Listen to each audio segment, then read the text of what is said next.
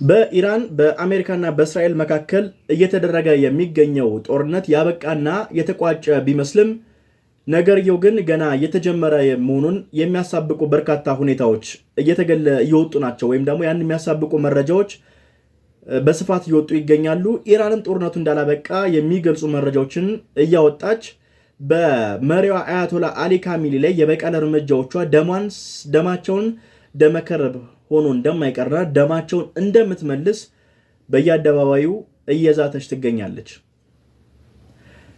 በሌላ በኩል እስራኤልም ጦርነቱ እንዳላበቃና የተናጠል የጦርነት እንቅስቃሴ ከኢራን ጋር ልትገባ እንደምትችል ከአሜሪካ ጋር እስከዛሬ ሲደረግላት የነበረውንም የጦር ድጋፍም ኔታንያሁ አቁመው ከኢራን ጋር በተናጠል ወደ ጦርነት ሊገቡ እንደሚችሉ ተናግረዋል። ስለዚህ በእስራኤልና በኢራን መካከል ያለው ውጥረት አሁንም እንዳለ ነው። ኢራንም የበቀል እርምጃዎችን ትፈልጋለች። ይህ በቀል እርምጃ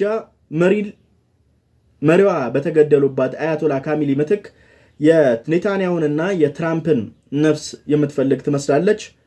በዚህ የቀብር ስነስርዓት ላይም በአያቶላ አሊ ካሚሊ የቀብር ስነስርዓት ላይም በአደባባይ እስከ 100 ኪሎ ግራም ወርቅ የሚደርስ የወርቅ እጅ መንሻ ያቀረበችበት ሁኔታዎች ናቸው ያሉት።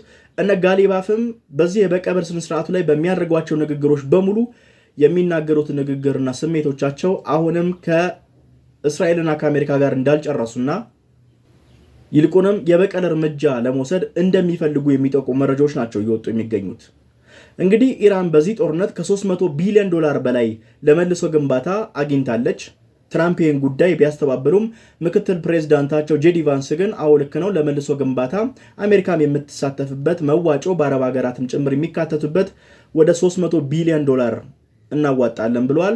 እነ ሳውዲ አረቢያና የተባበሩት መንግስታትን የመሰሉ ሀገራትም በተናጠል እስከ 10 ቢሊዮን ዶላር ለኢራን ክፍያ ፈጽሟል እስካሁን። ከዚህ ባሻገር ኢራን ተይዞባት የነበረ ወደ 12 ቢሊዮን ዶላር የሚሆንም ሀብትም እንዲሁ እንዲለቀቅላት ተደርጓል።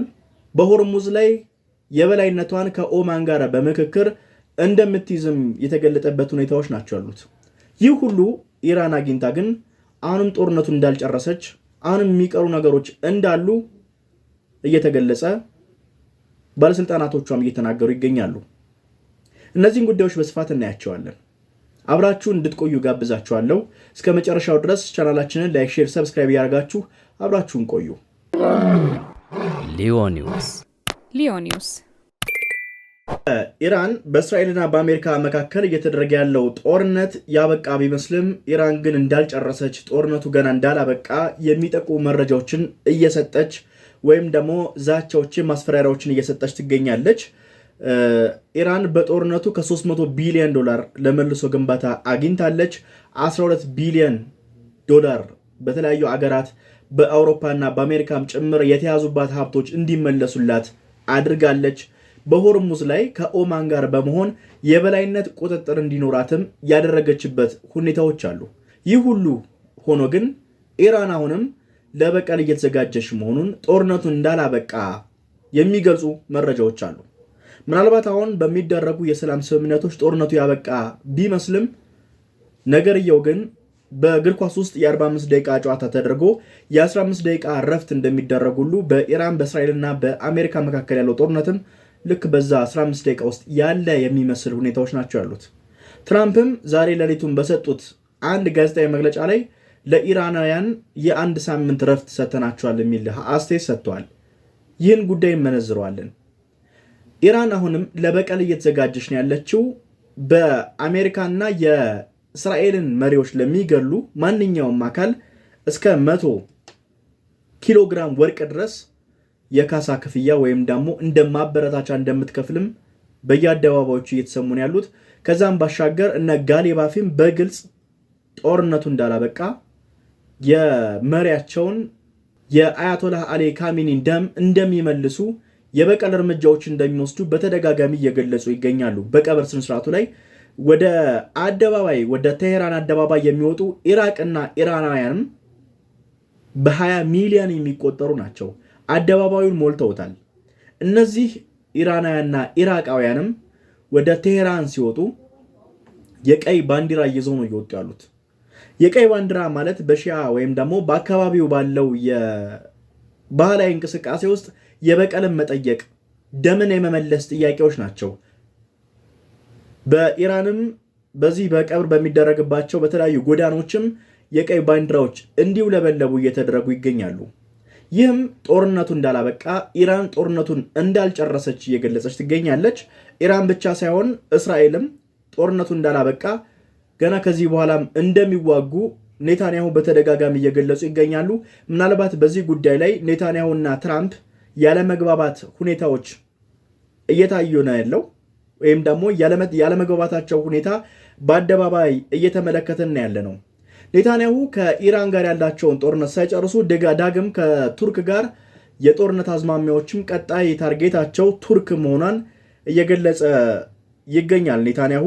ለዚህም እንደ ዋና ምክንያትነት እየተነሳ የሚገኘው የቱርክ የሀገር ውስጥ ሚኒስተሩ የእስራኤልን ዋና ከተማ ኢየሩሳሌምን ነፃ ለማውጣት መንቀሳቀሳችን አይቀርም የሚል ነው፣ ወይም ደግሞ ነፃ እናወጣታለን የሚል ይዘት ያለው ንግግር ማድረጉ በእስራኤላውያን ዘንድ ከፍተኛ ቁጣ ቀስቅሷል። በኔታንያሁም ቀጣይ ታርጌታችን ቱርክ ነች የሚልም እሳቤ እንዲፈጠር ያደረገበት ሁኔታዎች ናቸው ያሉት።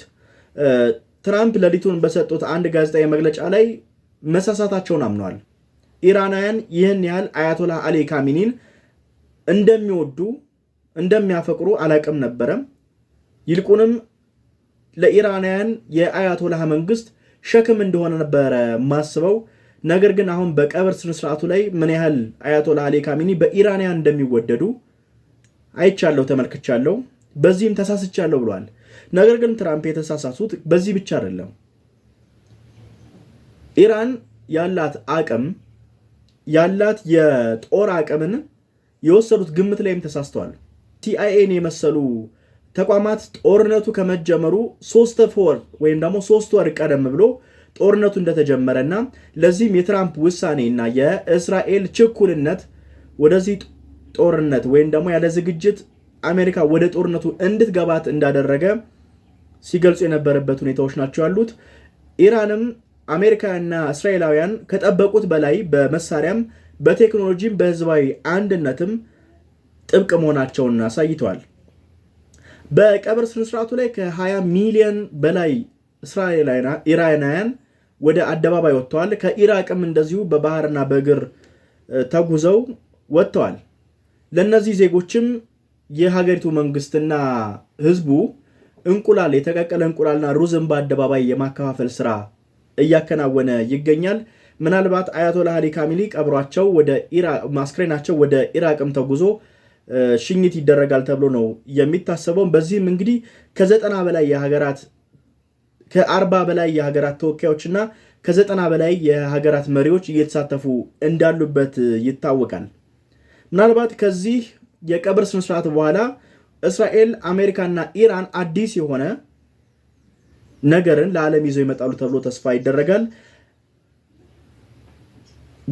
በዚህ በቀብር ስነስርዓቱ ላይ በራሱም ምናልባት እስራኤል ጥቃት ልሰነዝር ትችላለች። ከዚህ ቀደም ተደብቀው የነበሩ ከፍተኛ የኢራን መኳንንቶችና የጦር ኃላፊዎች ጭምር አሁን ላይ በአደባባይ መውጣት መጀመራቸው እስራኤል ምናልባት በእነዚህ የጦር መኮንኖች ላይ ተደጋጋሚ ጥቃቶች ልሰነዝር ትችላለች በሚል የደህንነት እንቅስቃሴው በኢራን በኩል ላይ ጥብቅ እንዲሆን ተደርጓል።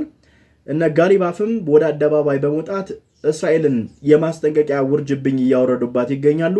ምናልባት በዚህ የቀብር ስነስርዓት ላይ እርምጃ የምትወስድ ከሆነ እስራኤል በምድር ላይ አሜሪካዊና እስራኤላዊ አይኖርም እስከ ማለት የደረሰ ዛቻና ማስጠንቀቂያም ጭምር ነው በአደባባይ እየሰጡ የሚገኙት።